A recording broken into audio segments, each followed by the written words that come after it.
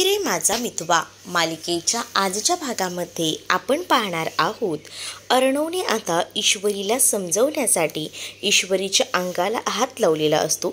त्यावर ईश्वरीला या सगळ्याचा राग येतो आणि म्हणूनच ईश्वरी अर्णवला सांगते की हात लावायचा नाही, पहिल्यांदाच सांगते मी, असं बोलून ती अर्णवला स्वतःपासून लांब करायचा प्रयत्न करत असते. तर बिचाऱ्या अर्णवला जे काही समजवायचं असतं ते तर राहून जातं बाजूला आणि ईश्वरीचं मात्र एकटीचंच बडबडणं सुरू असतं. त्यामुळे आता अर्णव देखील काहीच बोलत नाही. अर्णवही आपल्या कामात मग्न राहतो. पण त्याला कुठेतरी वेगळं वाटत असतं. तर तो ईश्वरीच्या या वागण्याकडे बघूनच हसत असतो. कारण त्याला ईश्वरी जे काही वागत असते ना ते एकदमच मजेशीर वागते असंच त्याला वाटत असतं. त्यामुळे तो त्याच्या बोलण्याचा विचार करूनच हसत असतो. तर दुसरीकडे आता पाहायला मिळतं की ईशू आता खाली आलेली असते आणि पूजेची तयारी करायची म्हणून देवीजवळ उभी असते आणि ते अंजलीसोबत बोलत असते. औक्षणाचं ताट तयार करायला हवं, मामाही तिथेच असतात, हे त्यांचं डिस्कशन सुरू असतं. आणि तेवढ्यातच वल्लरीही तिथे आलेली असते आणि चुकून ईश्वरीच्या हातात ना ते पूजेचं ताट खाली पडतं. पण त्यात बाकी काही नसतं, रिकामी ताट असतं. आणि ते ताट खाली पडल्या वल्लरीचं सुरू होतं. वल्लरी म्हणते, झालं का पुन्हा हेच करणं? एक काम तुला धड जमत नाही, केलास ना अपशकून, असं म्हणून तिच्यावर ओरडू लागते. आणि जेव्हा ती तिच्यावर आवाज चढवते तेव्हा ईश्वरी खाली पडलेले ताट बघत असते आणि ते उचलायला जाणार तितक्यातच दारावर आता सुप्रिया आलेली असते. आणि सुप्रिया दारावर येऊन ईशू अशी हाक मारते. त्याबरोबर इकडे मात्र ईशूने ते ताट उचललेलं असतं आणि ईशू वर उठतच असते. तेवढ्यातच तिला समोर तिची आई आलेली दिसते आणि आईला बघून ईशू मात्र भयंकर अशी खुश झालेली असते. ईशू म्हणते की आई तू इथे? आणि तेवढ्यातच अर्णव देखील आता रूममधून खाली आलेला असतो.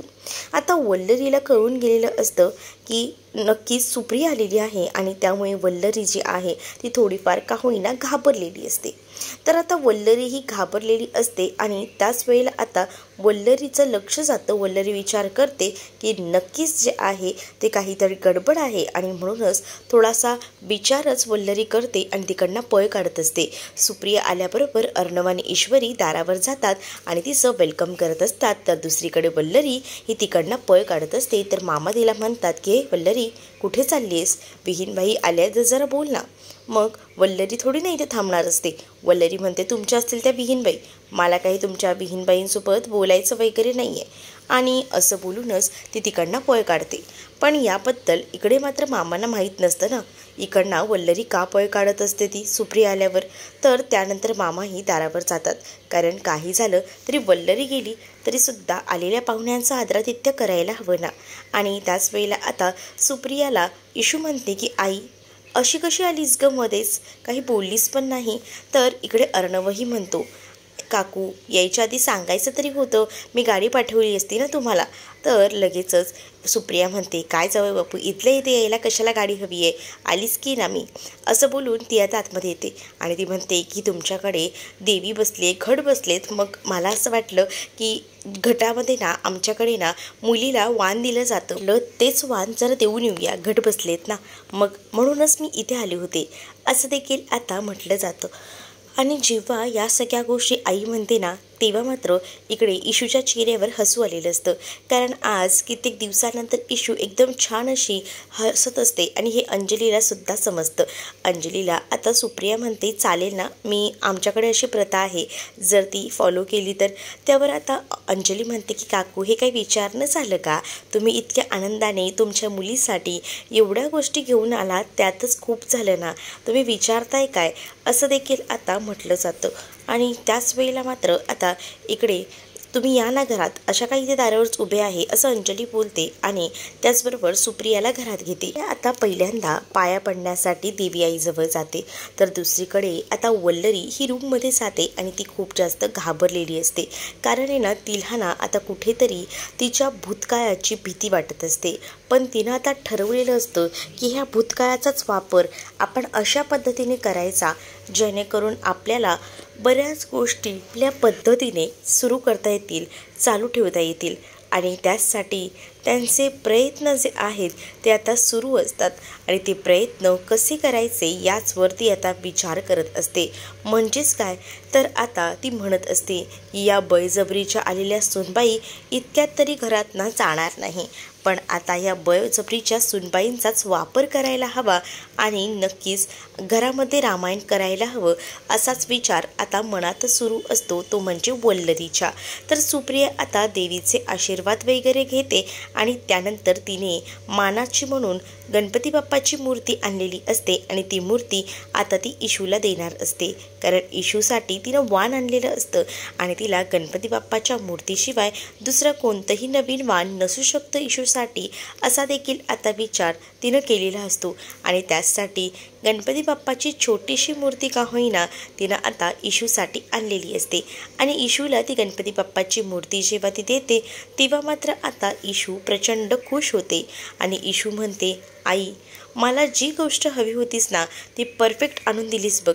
मला या बाप्पाचीच कमी होती आणि आज माझ्याकडे गणू बाप्पा आलाय, मला खूप आनंद झालाय. आणि त्याच वेळेला आता इशू तो गणूबाप्पा आपल्या हातात घेते आणि आपल्या आईला कडकडून अशी मिठी मारते. आणि त्याच वेळेला मात्र आता अंजलीला सुद्धा आनंद होतो, कारण इशूच्या चेहऱ्यावरचा आनंद बघून अंजलीसुद्धा खुश झालेली असते आणि अंजली म्हणते की बघितलं का, आज कोणाच्या तरी चेहऱ्यावर इतकी मोठी स्माईल आली आहे, नाहीतर कोणाचा तरी चेहरा पडलेलाच होता, असं देखील आता मुद्दामून ती इशूकडे बघून बोलत असते.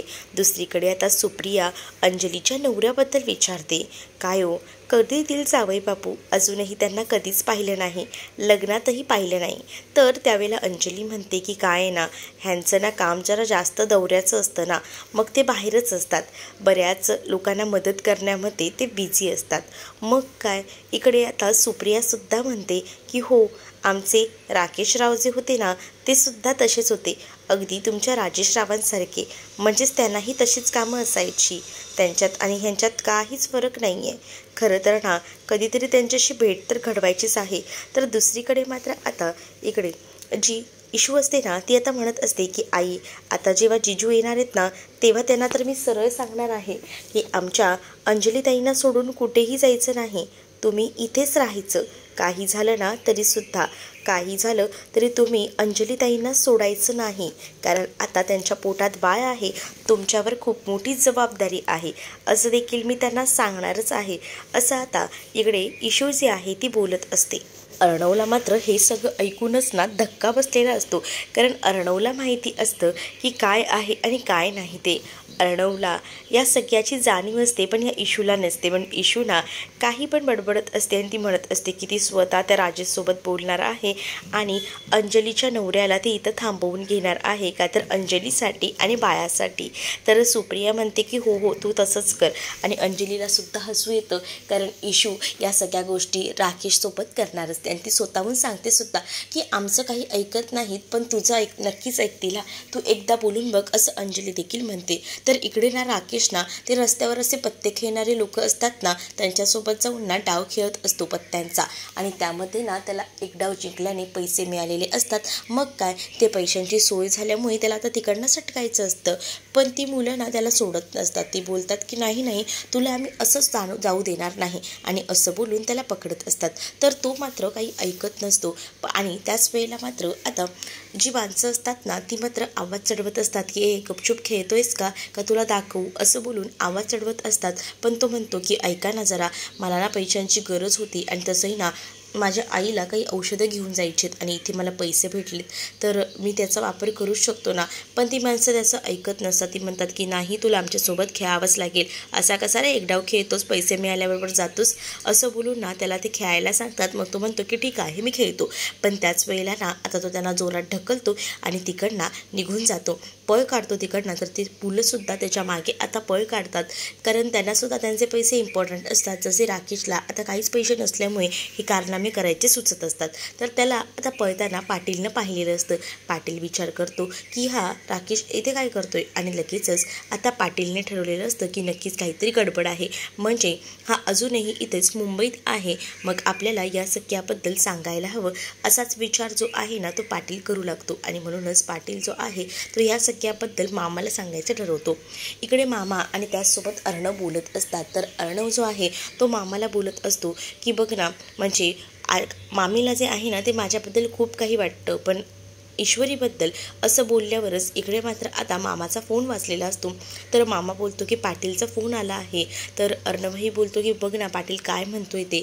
मग काय कॉल रिसीव्ह केल्यावर आता पाटील राकेशबद्दल सांगू लागतो आणि राकेश हा इथेच मुंबईला आहे असं देखील आता पाटीलकडनं कळलेलं असतं. त्यामुळे आता त्याच्यावर बारीक लक्ष ठेवायला हवं, तो कधी काही करू शकतो हे देखील आता पाटीलनं सांगितलेलं असतं. आणि त्याच वेळेला आता पाटीललाही सांगितलेलं असतं मामाने की त्याच्यावर विशेष लक्ष दे. मलासुद्धा तेच वाटते की तो नक्कीच काहीतरी गडबड करू शकतो आणि त्यामुळे आता त्याला लक्ष द्यायला सांगितलेलं असतं. तर दुसरीकडे मात्र आता अर्णव बोलतो की तू राकेशबद्दल बोलतोयस का. तर मामा बोलतो की हो तो मुंबईतच आहे. तर नम्रताही बोलत होती की त्या दिवशी तो त्यांच्या घरी आला होता, मग काय आता त्याच्यावर लक्ष ठेवायलाच लागणार आहे. नक्कीच तो मुंबईत आहे म्हणजे काही ना काही उचापत्या करणार आणि त्यावर आपल्याला फोकस देऊन नीट लक्ष ठेवायला हवं असं देखील अर्णव जो आहे तो मामाला आता सांगत असतो.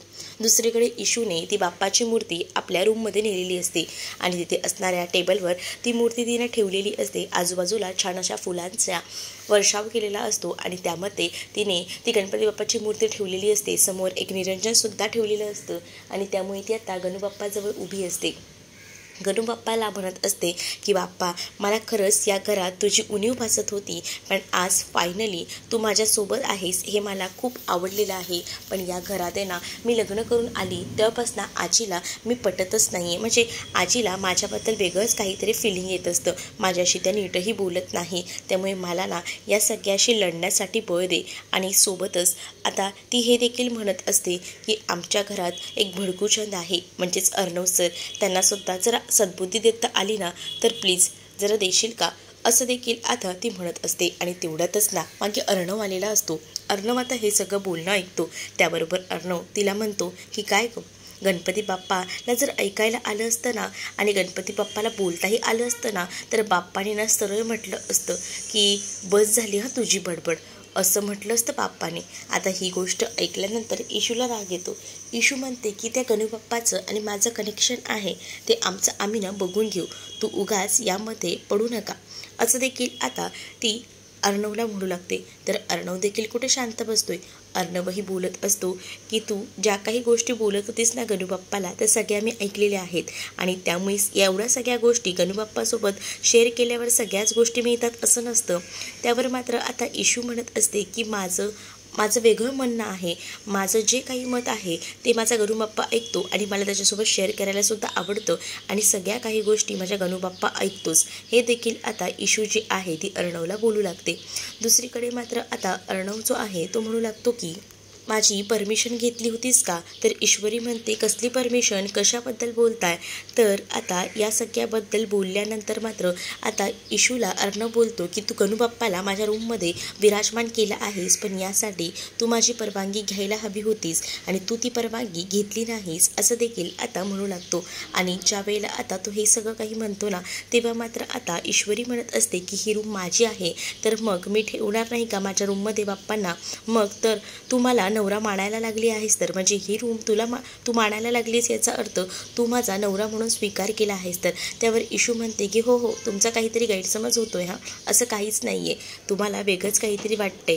मुळात आहे ना तुमच्याकडे ना या सगळ्या काही गोष्टी आहेत ना त्यामध्ये थोडाफार का होईना वाटा गणूबाप्पाचा सुद्धा आहे, कारण गणूबाप्पाने सुद्धा या सगळ्या गोष्टी ज्या आहेत ना त्या तुम्हाला मिळवून दिल्या. उगाच तुमच्याकडे एवढं सगळं आलेलं नाही आहे. त्याच वेळेला आता अर्णवला भूतकाळातील गोष्ट आठवते की त्याच्या काकाने त्याला कशा पद्धतीने घराबाहेर काढलं होतं आणि त्यांना काडी मात्र ही किंमत न देता अर्णव आणि अंजलीला या सगळ्या त्रासातून जावं लागलं होतं. हा सगळा प्रसंग ना आठवू लागतो आणि त्यामुळेच ना आता अर्णव या सगळ्या गोष्टीचा विचार करतो. तर दुसरीकडे मात्र आता ईश्वरीला अर्णव म्हणत असतो की सगळंच काही बाप्पा देत नाही आणि आज जे काही आहे ना माझ्याकडे ते सगळं स्वतःहून मी उभं केलेलं आहे. माझ्या बाप्पाने मला असं काहीच दिलेलं नाही असं देखील आता म्हणत असतो.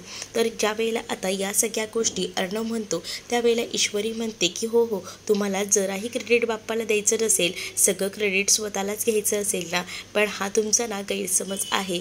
मला माहिती आहे ना की बाप्पाने आतापर्यंत किती काही गोष्टी तुमच्या पदरी घातल्या त्या, आणि त्याच वेळेला आता बोलता बोलता विषय बाबांकडे वळतो, म्हणजेच अर्णवच्या बाबांकडे. कारण इशूला अर्णवच्या बाबांबद्दल एवढी माहिती नसते ना.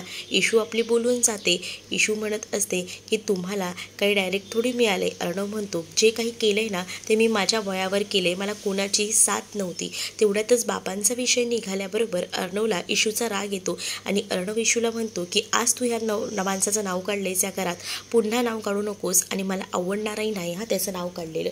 असं बोलूनच आता तो खूप जास्त ईश्वरीवर भडकतो. तर ईश्वरी अर्णवला म्हणत असते की काय चाललंय तुमचं, पण अर्णव ईश्वरीला म्हणतो की हे शेवटचं, पुन्हा या विषयावर बोलायचं नाही असं देखील आता रागानेच अर्णवने म्हटलेलं असतं. तर दुसरीकडे मात्र आता वल्लरीच्या डोक्यात बऱ्याच युक्त्या सुरू असतात. ती आता ठरवते की काही झालं तरी बळजबरीच्या सुनेचा असा वापर करायचा ना की तिच्याच खांद्यावर बंदूक ठेवून हा सगळ्याचा यूज करून घ्यायचा. म्हणजे असं वाटलं पाहिजे की इशूच या सगळ्या मुळाशी गेलेली आहे आणि इशूच्या आईमुळेच इशूला कळलं पाहिजे की हा भूतकाळ तिच्या आईमुळेच आलेला आहे आणि त्यामुळे अर्णवलासुद्धा ईश्वरीच्या आईचं सत्य समजेल. म्हणजेच काय तर ईश्वरीच्या आईमुळेच त्याची आई या जगात नाही आहे हे एकदा का सत्य ईश्वरीकडनंच अर्णवला कळलं तर खरी मजा येईल असं देखील आता म्हटलं जात असतं. आणि त्यामुळेच आता तो भूतकाळात घडलेला जुना प्रसंगसुद्धा आता वल्लरीला आठवतो आणि वल्लरी म्हणते की त्या सगळ्याचा बदला घेतल्याशिवाय मी शांत बसणार नाही. कारण आता वल्लरीला अर्णवच्या आईने जोरात कानाखाली वाजवलेली होती आणि त्याचा बदला म्हणून तिनं आता हे सगळं कारनामे केलेले असतात. कारण या सगळ्यामध्ये सुप्रियाचीही चूक नसते ना अर्णवच्या वडिलांची चूक असते, पण या सगळ्यामध्ये बिचाऱ्या अर्णवच्या वडिलांना उगाचच गुंफलं जातं आणि त्यामुळे आता अर्णवचे वडील जे आहेत ते इथून तर पळून गेलेले असतात.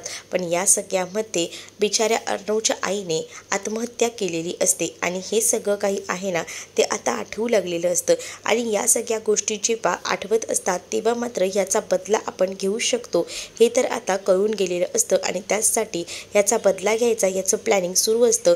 मग आता इशू तिथं आलेली असते. तर इशूला आता वल्लरी म्हणत असते आल्यात का बळजबरीच्या सूनबाई, जा कामाला लागा. तसंही घरात आलायत तर काम काही करत नाही. आज घरात घागर फुंकण्याचा कार्यक्रम आहे, अष्टमी आहे, तर घागरी ठेवल्या आहेत आपल्या स्टोरूममध्ये, त्या घागरी घेऊन यायच्या आणि व्यवस्थित करून ठेवायच्या असं रागारागात आता वल्लरी म्हणत असते. मग काय इशू काय ऐकून घेणार आहे का?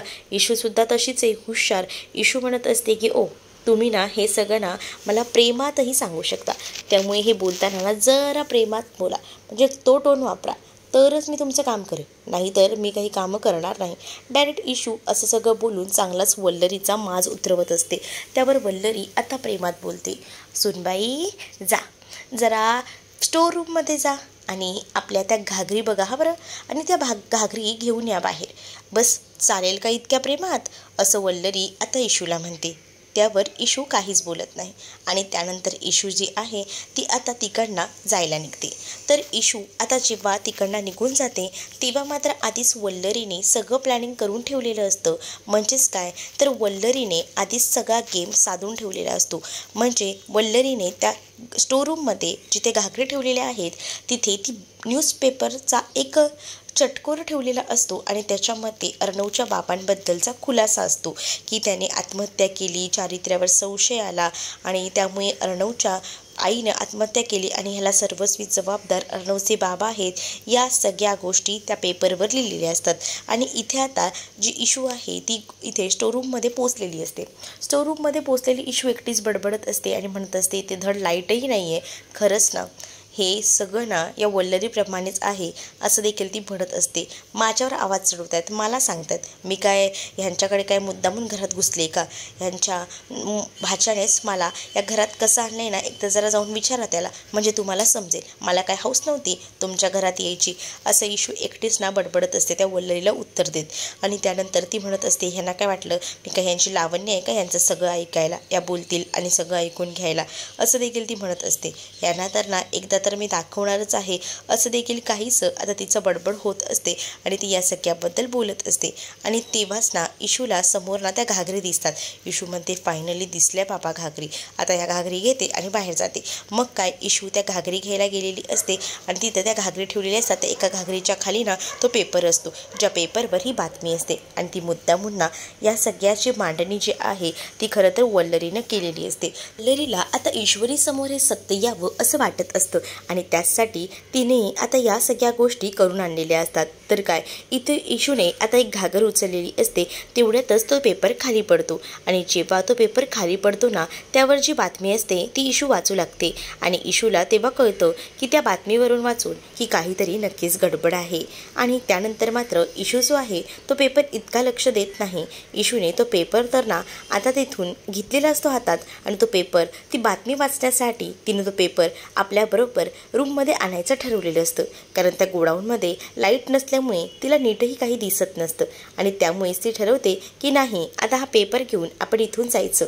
आणि म्हणूनच तो पेपर जो आहे तो ती फोल्ड मारते आणि आता तो आपल्या साडीमध्ये ठेवून ती आता तिकडनं जाते. दुसरीकडे वल्लरी त्या घागरींबद्दल विचारते, घागरी भेटल्या का तुला? त्यावर वल्लरीला इशू सांगते की हो, या काय भेटल्या. मग तुला अजून काही भेटलं नाही का, असं बोलून वल्लरी तिच्याकडनं जाणून घ्यायचा प्रयत्न करत असते. पण इशूच्या चेहऱ्यावरना हावभावावरना कळत असतं की काहीच भेटलेलं नाही आहे तिला. मग आता वल्लरीला टेन्शन येतं की आपण जे काही प्लॅनिंग केलं होतं ते काही ठरल्याप्रमाणे झालं नाही दिसते. आणि त्यामुळेच आता वल्लरीला खूप जास्त टेन्शन आलेलं असतं.